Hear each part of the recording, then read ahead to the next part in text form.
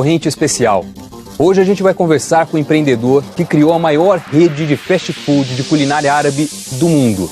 São 430 lojas espalhadas pelo Brasil em 120 cidades. Um quadro de 22 mil colaboradores. E ao longo da trajetória da empresa, já foram mais de 7,6 bilhões de esfirras vendidas, o equivalente a mais de uma unidade por habitante do planeta. A entrevista é com o fundador e presidente do Habib's, Alberto Saraiva. Alberto, muito obrigado por sua presença aqui, é um prazer te entrevistar. Estou feliz aqui de estar com você, Doni, e aqui nesse programa Conta Corrente de sucesso aí que todo mundo vê e todo mundo quer saber das novidades. Maravilha, Alberto, muito obrigado. Bom, você sempre teve o tino empreendedor e a gente vai falar sobre isso aqui, mas você pensou que chegaria tão alto? Na verdade não, né? Eu acho que o ser humano, às vezes as pessoas perguntam a característica do empreendedor, né? Eu acho que a característica inicial começa pelo que ele tem no coração e na mente. O desejo de vencer, o desejo de acreditar no futuro, o desejo de sonhar com coisas maiores, o desejo de saber que um dia você vai conquistar o seu sonho e aquilo que você quer. E você tinha um sonho tão grande? Então, eu sempre sonhei. Essa talvez seja a maior herança que eu herdei do meu pai. Meu pai eram pessoas humildes, imigrantes lá de Portugal, que vieram para cá sem nenhuma promessa de emprego, sem nenhum estudo, né? E o que eu mais aprendi com eles, a grande herança, foi a herança de sonhar, né? De acreditar no futuro, de acreditar num dia melhor. Então, eu sempre não sabia onde ia chegar, mas sabia que eu ia chegar em algum lugar, porque a minha vontade, meu desejo de vencer na vida era muito grande. Vamos entender então o tamanho dessa empresa para ver onde você chegou. Alguns números, só para dar a dimensão do negócio. Quantas esfirras são vendidas? Esse ano nós estamos batendo um recorde de venda de esfirra. Nós somos 700 milhões de unidades. São quase 3 esfirras por habitante, né? Lançamos o bolinho de bacalhau, que tem a ver com a minha origem portuguesa. Eu fui para Portugal e trouxe alguns produtos de lá. O pastelzinho de Belém e o bolinho de bacalhau. O bolinho de bacalhau nós vamos atingir cerca de 100 milhões de unidades. O quibe frito, que é um produto característico da colônia árabe, 30 milhões de unidades. No ano? No ano. Na verdade, os números do Habib são muito grandes, porque a gente tem essa política de associar qualidade com preço acessível, não preço barato, preço acessível, né? Eu costumo dizer que a gente democratizou, a gente socializou a comida árabe. Nós tornamos acessível a grande população. São 200 milhões de clientes que passam pelas nossas lojas durante o ano. Agora, qual é o segredo para manter preço baixo? Isso não envolve mexer em ingredientes também, comprometer a qualidade? Então, isso aí que é o grande segredo e que as pessoas não sabem, porque normalmente, quando você tem qualidade, os preços são maiores, né? E nós conseguimos associar qualidade com preço baixo.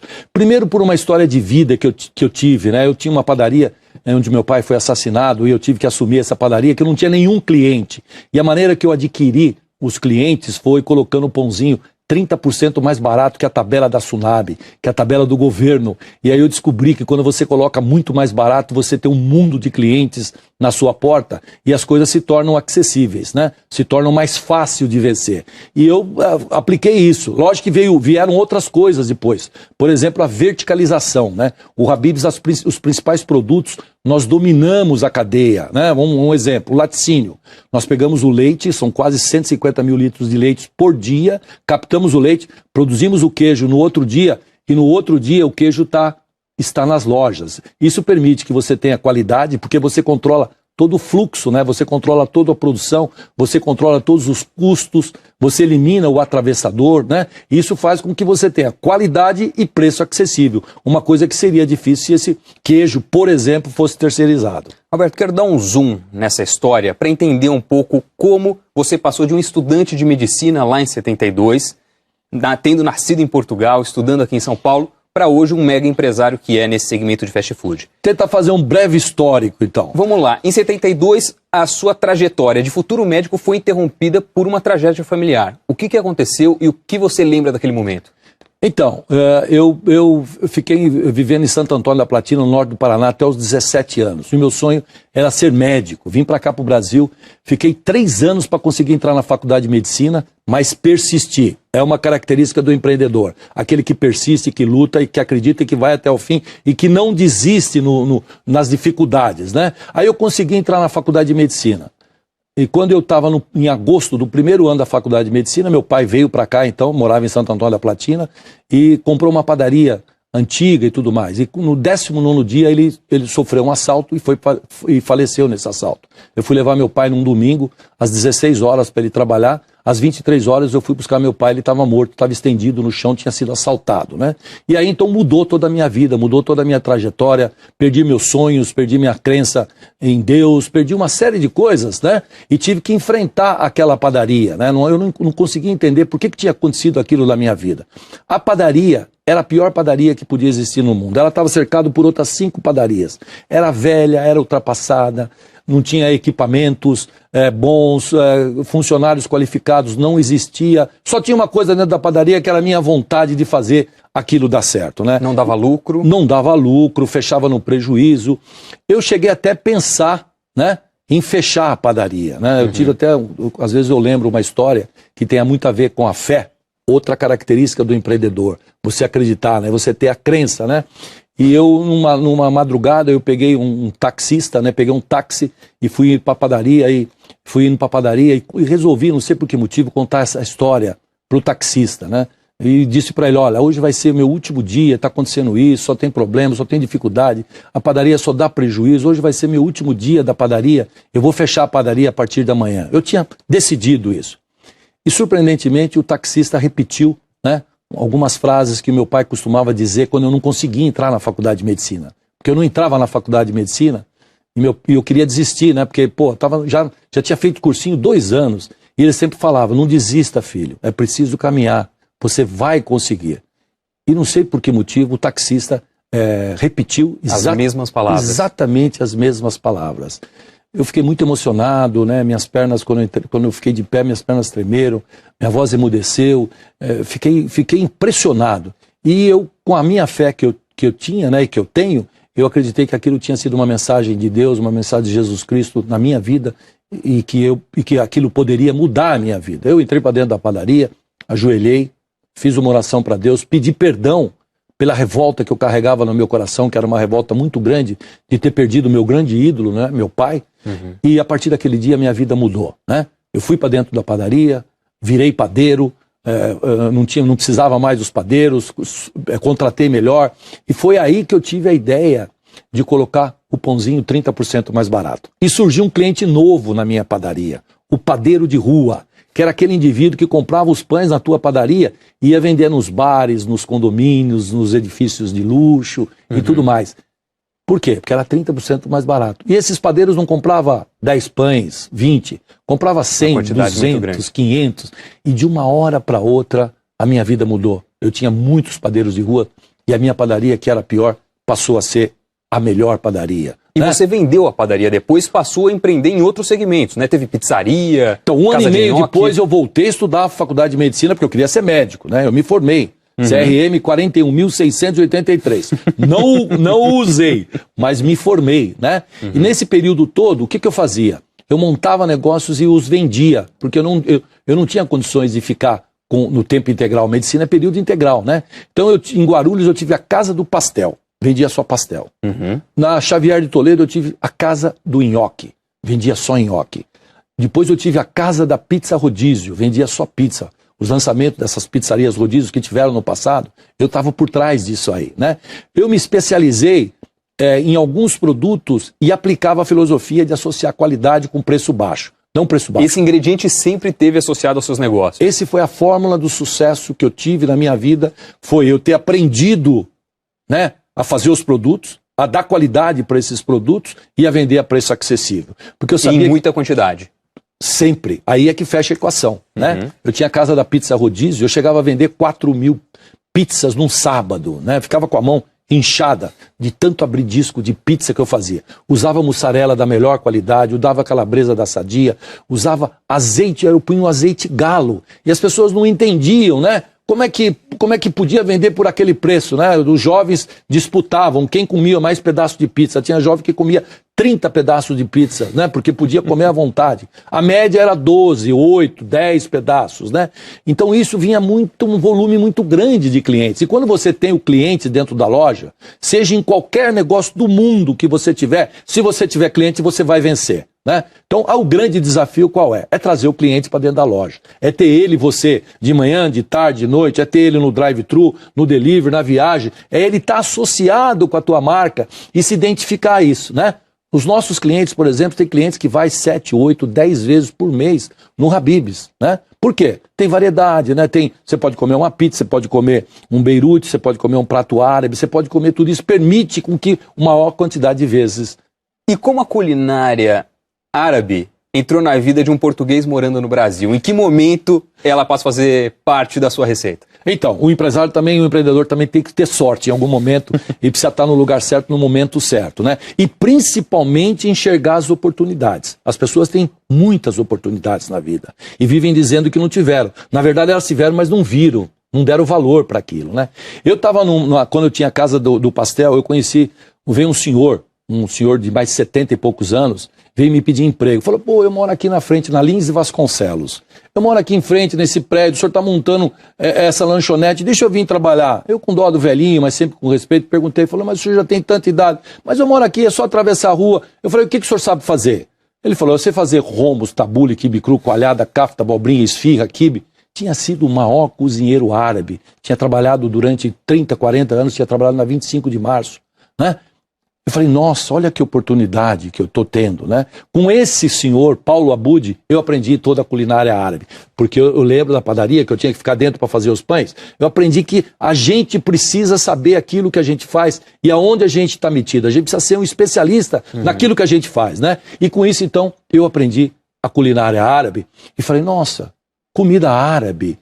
Poucas pessoas têm. Tinha 2, 3 marcas, né? E marcas que, o privilégio só de pessoas de poder aquisitivo alto, privilégio de uma minoria, né? E a comida árabe é uma comida aceitável. Eu não conseguia entender como é que os árabes não tinham descoberto que a esfirra era um produto de grande aceitação, que a esfirra podia ter qualidade e ser vendida num preço acessível. E foi daí então que eu tive a ideia do Habib's, né? Eu escrevi todas as receitas que eu sabia. O Habib's tem pastel. Por quê? Porque eu tinha a casa do pastel, né? O Habib's tem fogatsa, por quê? Porque eu tinha montado a casa da fogatsa. O Habib's tinha pizza, por quê? Porque eu tinha montado a casa da pizza. Então eu peguei toda essa culinária árabe e resolvi montar. Aí eu não tinha um nome, né?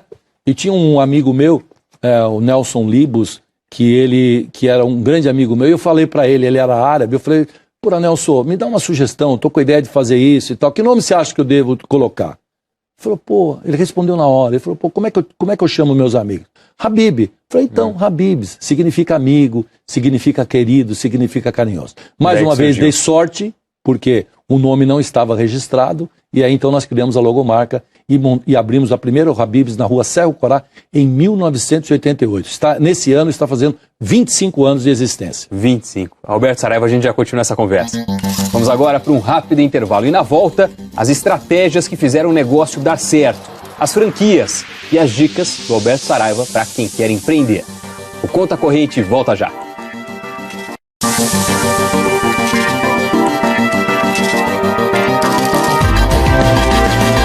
Estamos de volta com Conta Corrente Especial, hoje entrevistando o fundador da maior rede de fast food de culinária árabe do mundo, Alberto Saraiva. Alberto, você define como sucesso e fracasso? Eu acho que sucesso é aquilo que você planeja, né, e dá certo.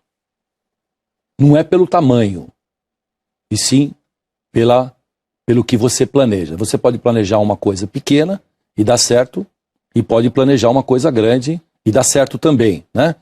E fracasso é aquilo que você planeja e por algum motivo não dá certo, né? Eu não acredito muito no fracasso, eu acredito mais no sucesso, porque o fracasso faz parte da vida. Durante todos esses 25 anos eu tive alguns fracassos, mas na verdade os fracassos foram os meus melhores amigos, foi onde eu mais aprendi. Você jamais esquece uma história de um fracasso, porque ele marca a sua vida, né? E a partir daí você adquire novos conhecimentos, você adquire aquilo que as pessoas que não passaram pelo fracasso não têm, né? Então eu acho que o fracasso, na verdade, é um grande ensinamento, né? O que não pode acontecer é que algumas pessoas fracassam e trazem isso como se fosse um fracasso pessoal, como se fosse uma incapacidade, como se fosse um projeto errado, e se desvalorizam por isso, né? Então esse talvez tenha sido um grande ensinamento também do meu pai que passou para mim. Eu acho que o fracasso é a forma de você se fortalecer mais. É duro levantar, é duro começar de novo, é duro você passar por uma coisa negativa, né? Mas quando a pessoa tem, aí volta o desejo de vencer, o desejo de acreditar, e quando a pessoa acredita num sonho, independente do tempo que vai acontecer esse sonho, se vai demorar muito ou pouco, o fracasso então passa a ser algo de bom na sua vida. Então acho que o sucesso é isso. Sucesso é você planificar aí, né, uma lojinha de comida árabe, de repente ela se tornar a maior do mundo, a maior rede do mundo, né? Quando que eu podia imaginar aquela lojinha pequenininha na Céu Corá, que eu acordava às 4 horas da madrugada lá, com dois ajudantes para fazer a comida, para cortar cebola, para descascar cebola, cortar cebola, fazer o tempero da carne de esfirra, abrir o pão sírio. Quando que eu podia imaginar que nós íamos se tornar a maior rede de comida árabe do mundo, né? O que que tinha ali? Ali tinha muito mais do que uma lojinha. Ali tinha muito mais do que aquele pequeno negócio. Ali tinha um sonho, ali tinha o desejo de dar certo, ali tinha a vontade de crescer, ali tinha a vontade de ir para frente, independente do tamanho, né? Muitas vezes as pessoas querem achar um grande negócio e já darem certo na vida. Não é assim que acontece. As coisas é degrau, né? 1, 2, 3, 4, 5, 6, 7. Não dá para você pular do primeiro para o 10º. Então eu acho que quando a pessoa acredita no pouco que tem, naquilo que está começando, tem um caminho mais fácil de obter o sucesso. Porque o sucesso é lento, é gradativo, né? Algumas pessoas ganham na loteria e depois de 2 meses não tem nada. Quer dizer, até faz mal quando ele vem muito rápido, né? Então, é um processo lento, gradativo, que você vai adquirindo confiança, você vai entendendo melhor do seu negócio, você vai se motivando mais, você vai criando pessoas ao seu redor, você vai inovando, e essa série de coisas é que determinam o sucesso de um negócio, de um empreendimento ou até mesmo pessoal. Você falou de sonho. Qual é hoje um sonho que você tem que ainda não realizou? O sonho que eu tenho é que a minha empresa se perenize, né? Que ela passe para os meus filhos. Nós somos uma empresa familiar. Os filhos já trabalham nela hoje? Trabalha a mais velha, porque eu casei com 35 anos, né, e tenho 5 filhos. E a mais velha acabou de se formar agora pela INSPER, fala 3, 4, 5 idiomas, está preparada para isso e começou já a trabalhar. O meu segundo filho tem apenas 20 anos, está em Boston, estudando em Boston, e os outros são menores, né? O que é meu sonho? Meu sonho não é ter criado uma empresa e agora vender, fazer qualquer coisa com ela, pegar o dinheiro e aproveitar, não é nada disso. O meu sonho, dar continuidade a esse legado. Meu sonho é ter empresa, eu criei uma empresa que eu quero que ela perdure no tempo, que ela sobreviva daqui 10 anos, 20 anos, 40 anos, 50 anos, que ela se profissionalize. Nós estamos fazendo isso, nós estamos com a governança corporativa, né? Que ela se perpetue e que ela perdure, né? Amanhã, daqui 50 anos, quem fundou? Foi um português, Alberto Saraiva, eu tinha uma padaria, não sei o quê. Faz parte da vida. O que a gente leva dessa vida, né? A gente não leva grandes coisas, a gente tem que deixar uma história, tem que deixar um legado, né? Você vai na minha empresa, os escritórios todos são salas com o nome das pessoas que me ajudaram, né? Você tem a história lá, né? Minha filha participa contando agora os nossos 25 anos, quer dizer, isso é um sonho, né? Fazer com que essa empresa perdure, se perpetue, que ela sobreviva, que ela continue fazendo essa parte social. E é um desafio também, 200 milhões de clientes podem ir no Habib's, ar-condicionado, recepcionista, nós somos fast food diferente, não tem que ficar carregando bandeja por lá, tem garçom, tem recepcionista, você recebe a conta, tem variedade, o pai toma uma caipirinha, um chopp, a mãe toma um sorvete, quer dizer, é fazer com que essa empresa se perpetue no tempo. Saraiva, boa parte do crescimento da empresa, da expansão do número de unidades, veio também com o modelo de franquias. E muita gente que quer empreender pensa no modelo de franquia como uma saída mais segura para dar o primeiro passo no campo do empreendedorismo. E é sempre interessante a gente falar de valores também. Como funciona hoje o programa de franquia e quanto custa para abrir uma unidade do Habib's? Então, o franchise é a forma que você cresce, principalmente a distâncias, né? Então você tem uma loja em Manaus, em Belém, acabamos de abrir uma loja agora em São Luís. Você faz isso com parceiros, você faz isso ou com um master franqueado que representa você no estado, ou com o franqueado que tem a loja, né?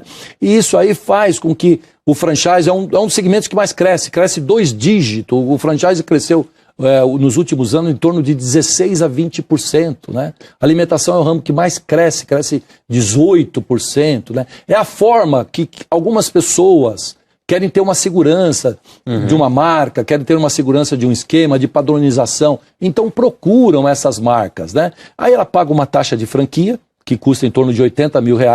Nessa taxa de franquia está incluso tudo. Desde a elaboração do contrato de franquia, a captação de funcionários, o treinamento do franqueado, né?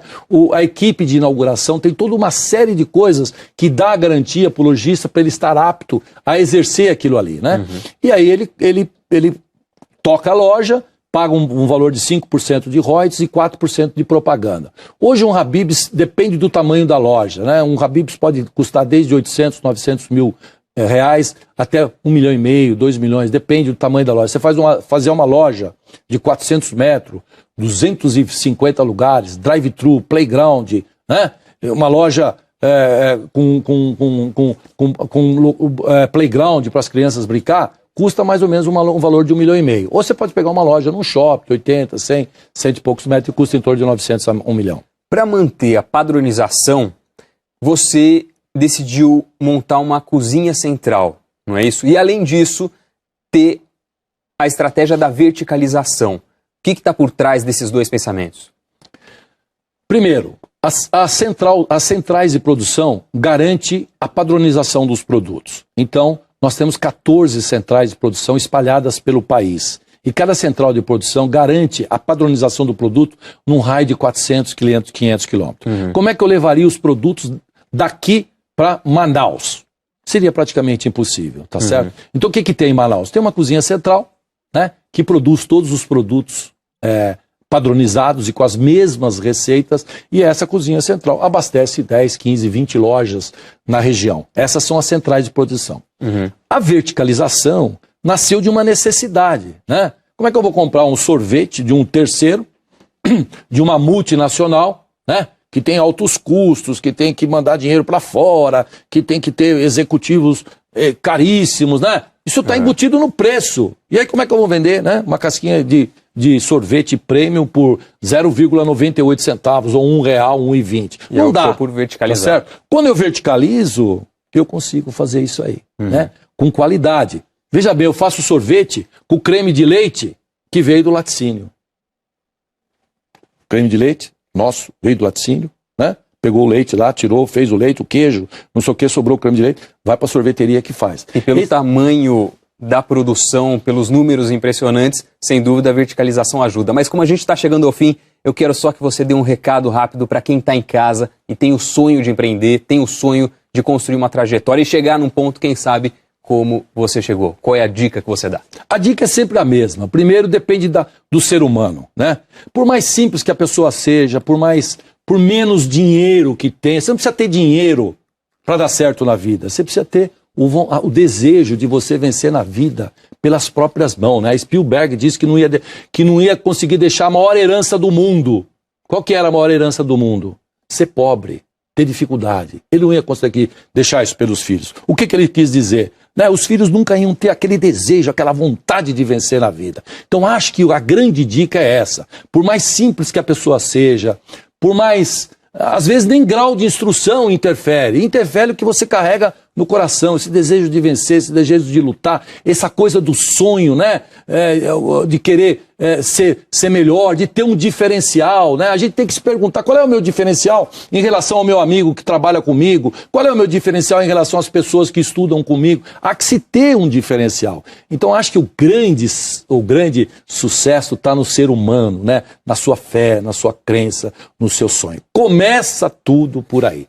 Logicamente depois tem algumas outras características, por exemplo, né? Mas esse é o mais importante. Como é que pode um português, né, que queria ser médico, construir uma coisa de comida árabe e se tornar a maior do mundo? Não tem jeito isso aí. Só tem jeito isso de uma forma que é sonhando, que é pensando, que é acreditando, que é lutando e principalmente de trabalhando. Eu continuo trabalhando 16, 14 horas por dia. Isso não mudou nada em minha vida, né? E eu faço isso por quê?